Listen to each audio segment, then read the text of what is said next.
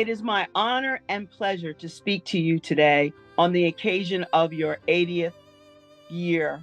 Greetings to the National President, Lenore R. Reese of Gamma Phi Delta Sorority Incorporated, to Andrea Roberson, Chapter President of Delta Phi Silver Spring, to the Founders Day chairs, Connie Sprite and Charmaine Josie, and to all of the sisters of Gamma Phi Delta Sorority Incorporated, congratulations on 80 years of existence as a business and professional sorority, furthering the interests of women of color.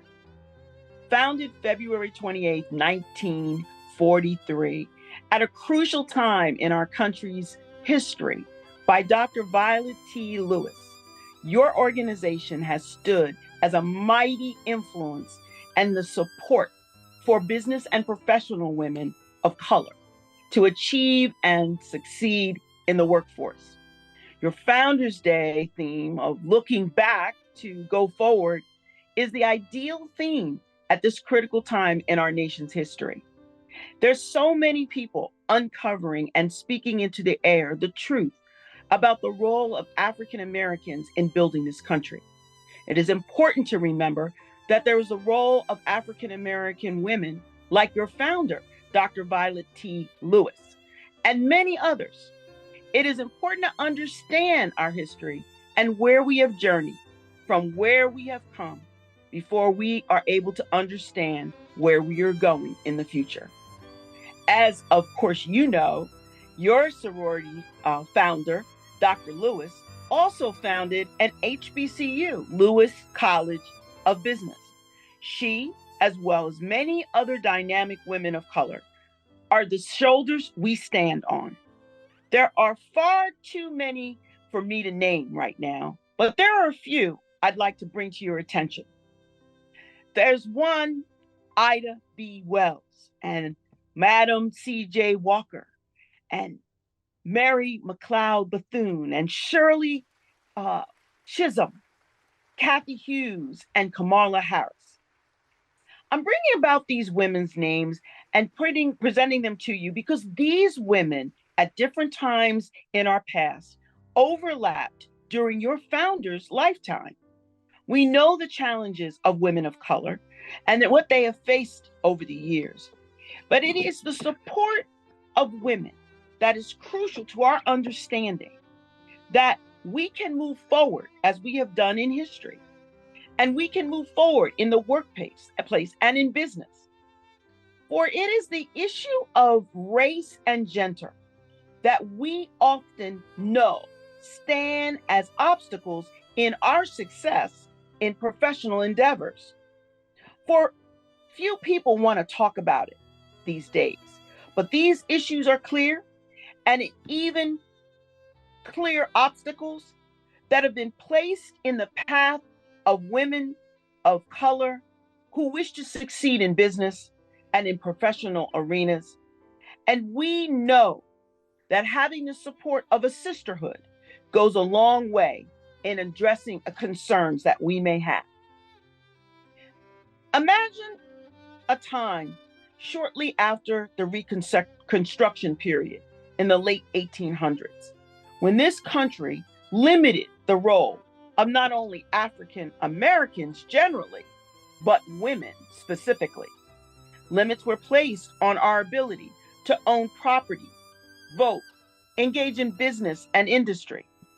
And women like Ida B. Wells, who was an intelligent and gifted Black writer, was not permitted to engage in her love for writing as a journalist or pursue other journalistic pursuits to improve her career. She had an amazing talent.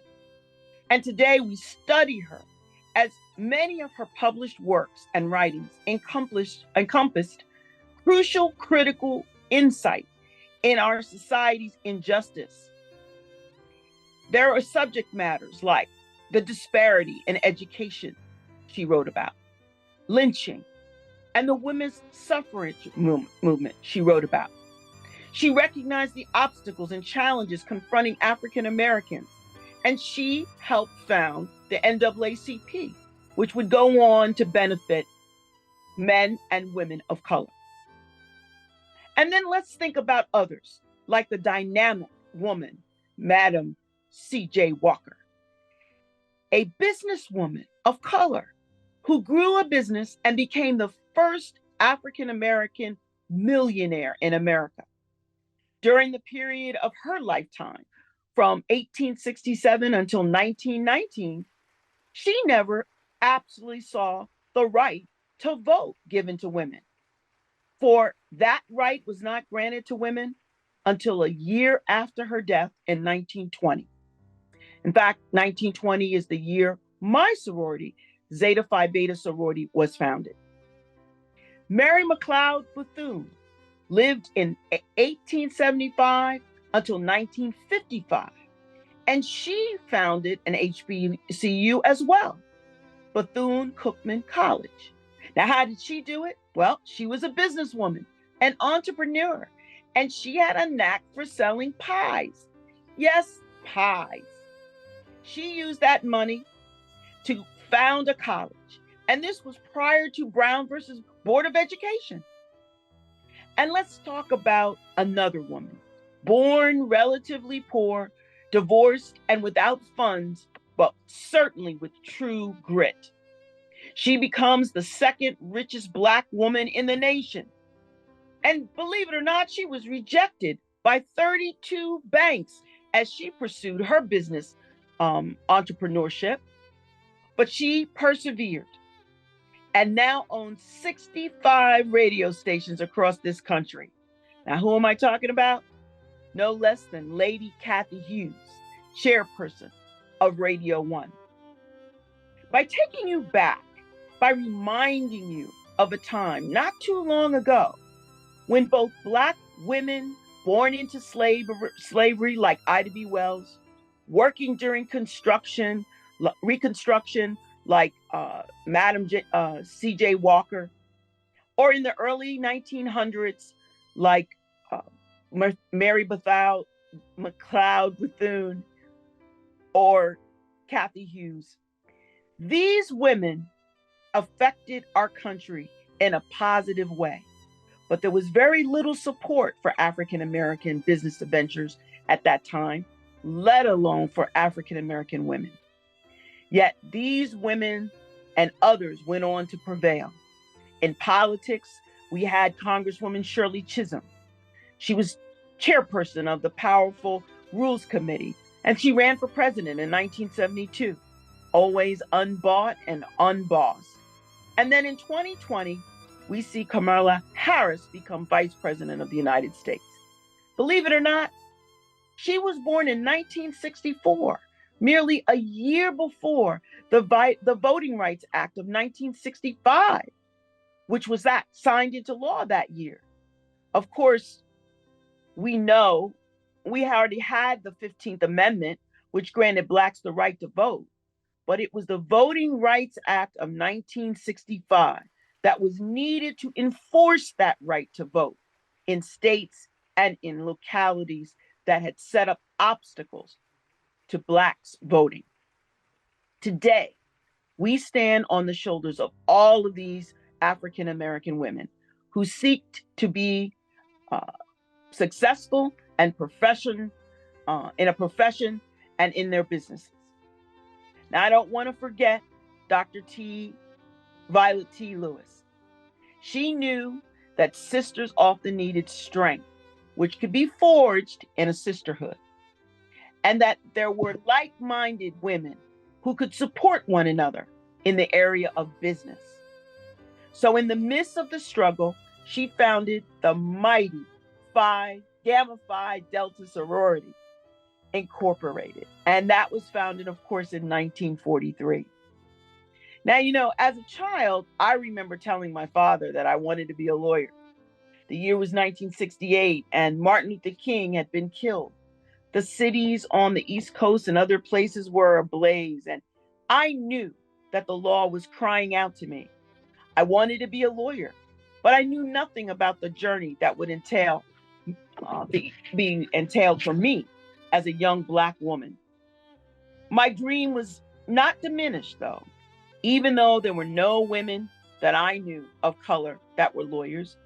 And I knew that with the support of my family and the knowledge of strong African American women who had also come before me and been the one and only, I could make it. It was a tough road, and it would only be later in life that I would even come to know or meet a Black woman who was a judge. That was in 1982 when I met the Honorable Mabel House Hubbard of the Circuit Court for Baltimore City. I would join her on that bench in 1999. So I come full circle to myself, from Ida B. Wells to me. And you're saying, well, what does that got to do with you? Well, I mentioned to you that Ida B. Wells helped found the NAACP. The NAACP established a legal defense fund.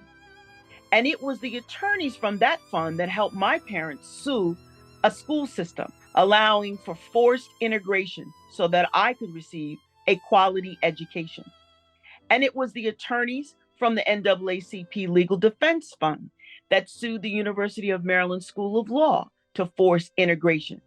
This suit would force open the doors to the University of Maryland School of Law, which had rejected Thurgood Marshall based on his race, but would later allow me to attend the law school in 1979. I tell these stories and refresh your memory to enforce why we must look back and embrace history. It is these memories of achievement, of struggle, of perseverance, methods of camaraderie and of sisterhood that cause women to bond together and move forward to achieve success. It is the ability to share experiences, successes, failures, and to network that ultimately results in the success of us all. So today, I urge you and every one of you to look around in your circle, friends, sisters, and colleagues, and do what is necessary to reach back yourself. Find that young businesswoman. Find that young person who's interested in a startup company, but they need a boost. Be that person who recognizes the journey that we have all come through. As early back as Ida B. Wells, born into slavery and helping to found the NAACP, to as recent as our Vice President, Kamala Harris. Be that support. Be that sister. Wield the spirit of your founder, Dr. Violet T. Lewis, and reach back as we all look forward to a time when the color of our skin or our gender no longer serves as an obstacle to the goals, the dreams, and success we all seek. Congratulations, ladies of Gamma Phi Delta Sorority Incorporated. Congratulations on 80 years.